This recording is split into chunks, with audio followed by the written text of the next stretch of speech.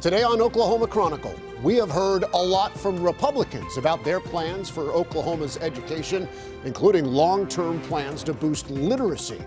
But what are the priorities from the Democrats at the Capitol? I'm sitting down one-on-one with an OKC senator who wants to prevent someone like Ryan Walters from ever being state superintendent again.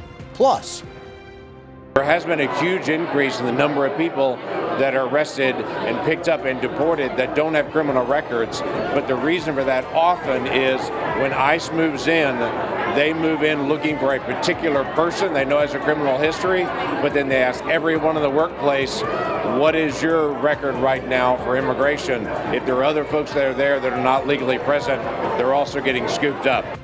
Senator James Lankford answering questions about immigration enforcement and a newly planned ICE facility in Oklahoma City. Plus, who actually is being targeted by ICE? We examine the divide between what the government says and what other data is telling us. Stories beyond the headlines, connected to our state. Oklahoma Chronicle with Evan Onstadt. Hey, thanks so much for joining us this week on Oklahoma Chronicle. I hope you're staying inside. I hope you're staying warm. I hope you're staying safe. You know, when this new legislative session kicks off early next month, education bills will once again take center stage at the state capitol. And we have covered much of what we expect to see already here on this program.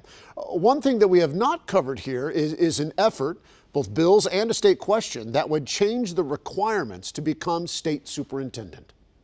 We know that superintendents across the state want to do good for their students. And so we should have a state superintendent of public instruction that also has been in those positions to make the best decisions for all Oklahoma students. That was State Senator Carrie Hicks, a Democrat, teacher, former teacher from Oklahoma City. You're still teaching. I'm still teaching, in yes. a different capacity, joining us here on the program this week. Thanks so much for being here, Senator. Thank you so much. I'm excited to be here. Well, good. I want to talk about your priorities, your fellow Senate Democrats and House Democrats' priorities, and then also I'd like to talk about how you feel about some of the Republican priorities that we have discussed here on this program, namely the effort to improve literacy scores, which something as a reading specialist that you are, I know you work with kids, is something that you're watching very closely. So I can't wait to talk about that. But can we start with the Ryan Walters part? Sure. Because it's catching attention. I'm sorry. He catches a lot of attention. He did in does. his time as state superintendent. Not a fan you were of Ryan Walters there. And so you are wanting to raise the bar of who can be state superintendent? Explain how this would work. Yeah, there's actually a lot of bills, surprisingly, that have been filed this legislative session that have similar goals. They're a little bit different, but what I'm proposing would be a Senate joint resolution, which just means it has to pass through both chambers like a traditional piece of legislation, but what it does is it puts a measure on the ballot.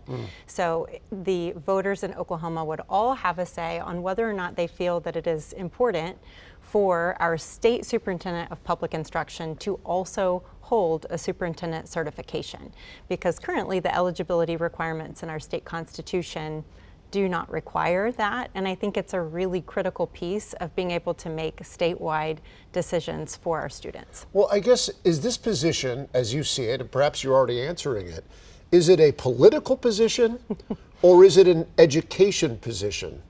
You know, it shouldn't be political.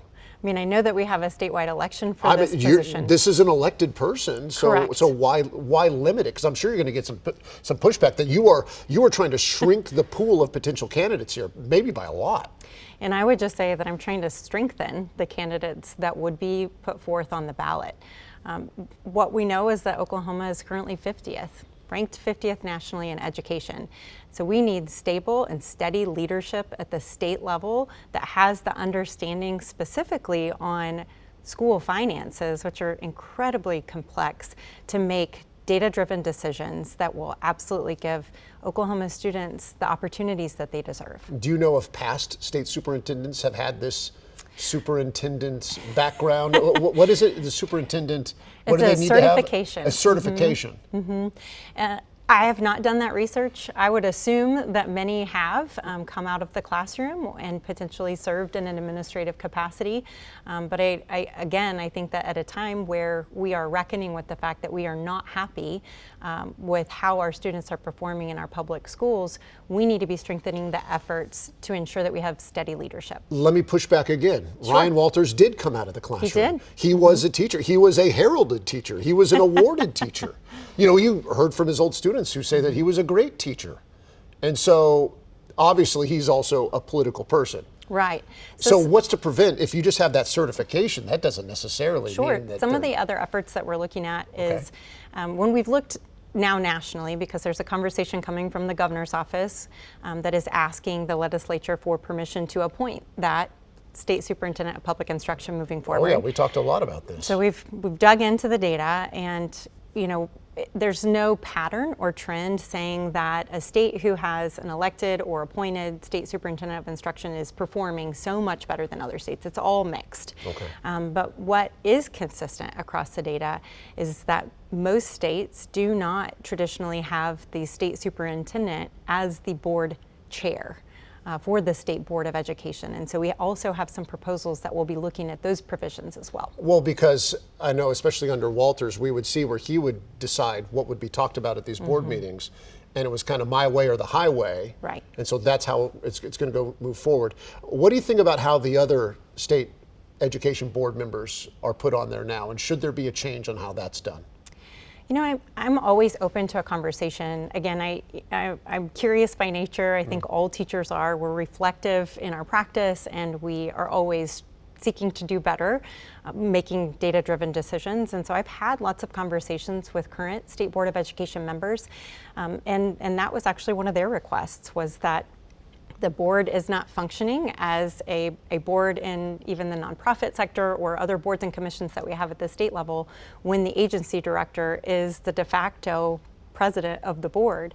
And so in digging into those kinds of conversations, I think, you know, there's a lot of room for agreement and collaboration and trying to make decisions that will actually strengthen that State Department of Education's role in providing a great education for everyone. And that's one of the things you said. You said this year we want to be just laser focused on creating an education that works for everyone. There's a couple other things that you identified. Teachers, you want to make sure that they have a salary that keeps them in the classroom, where they feel like they don't have to go do something else, as well as special education services, which I'm sure in every state there is a need for more special education in the services. And your concern is what happens when the federal Department of Education goes away and no longer is, you know, holds local schools accountable, because they have to by law provide these services. Right. And so to follow up on that part of the question, we're one of very few states that doesn't actually have those IDEA provisions enumerated in our state statutes. It references federal law consistently throughout our state statutes.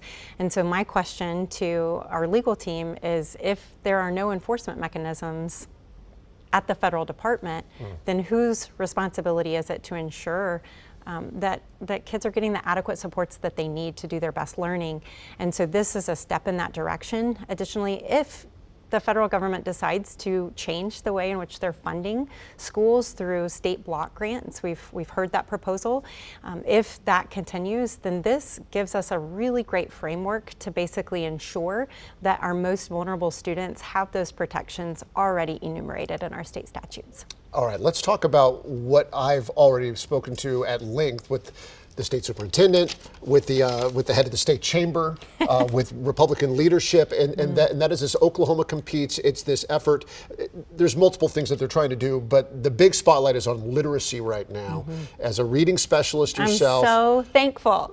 well, I mean, are you so on thankful. are you on board with this? Because they're trying to follow in the footsteps of Mississippi, which did an effort over about a dozen years, a big investment, and they really made a huge difference in the outcomes of reading. And I mean, and that's the key. It is a long-term strategic plan. And so you'll hear from the Senate Democrats and the House Democrats next week. We'll be rolling out and launching our agenda around education called Oklahoma's Commitment, because we know that it is a commitment that even if we were to pass, 1 or 2 bills this year, we are not going to see those long-term gains without an accelerated funding and sustainable funding mechanism in order to provide those resources and supports for teachers and for students in our classrooms. And I talked about that with the state chamber president when he was here. He acknowledged that there was going to have to be a large investment made. Do you think that your Republican colleagues, when it comes time to it, because they're going to say, yeah, no, it's time for us to get serious. Do you think that they're going to be okay with allocating the type of funds that are necessary to bring in tutors, specialists, and all the things that are going to need to happen? So we've drafted some possibilities on revenue raising measures that would ensure that we could fund these provisions, because we think it is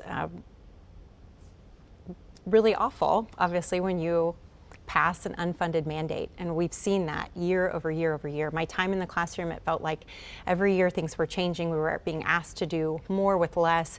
And so if we're going to mandate these changes and we know that they're best for kids, then we have to be willing to fully fund it. And we're going to mandate kids perhaps being held back if they're behind their peers and stuff like that. No, that's the sticking point. Are you not a fan of that part? When I've listened to Chairman Pugh speak about T1 or transitional first grade, that was a program that was widely available during my years in Oklahoma's public schools. And I think what we saw was a lack of resources and support to continue those efforts. And so those were scaled back. And I think it highlights that they worked. So I believe in early remediation. I believe in early intervention. And so I cannot support retention without intervention. Then if we want to do that, we need to make sure that we're doing everything else. Is that what I'm hearing? I mean, it raises a fundamental question of if we are committed to retaining students in the 3rd grade because they missed the mark on one standardized test at the end of the year, my question is, what happens next?